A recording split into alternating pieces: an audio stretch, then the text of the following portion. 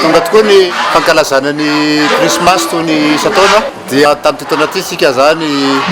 fankalazan'izany ihany koa ny ministère ny fiarovam-pirenena satria ny atao ministère tsy dia hoe asa fotsiny ho an'ny ireo mpiasa ato fa mijery ihany koa ny fianakaviana izay manosika sy manampy nyreto mpiasa rety ministère ity dia noho izay antony izay indrindra manao noely miavaka kely indray sika amin'ity taona ity satria hitanareo zao fa nafampiratiana ny kilalao sy ny kalitaon'ny kilalao sy ny kalitaon'ny hirahira nataon'ny ankizy tao dia mba misy miova amin'ny isataona ary tena manaraka ny mahafinaritra hatrany sika ary manaraka ny tsaratsara hatrany ary dia isaorana sady ihany koa ny ireo izay rehetrarehetra izay nanampy tamin'ny fikarakarana an'izao fankalazana zao zao ihany koa dia miarahaba anareo mpanao gazety ho tratry ny noely sambatra satria le tsika sy ny mpanao gazety moa dia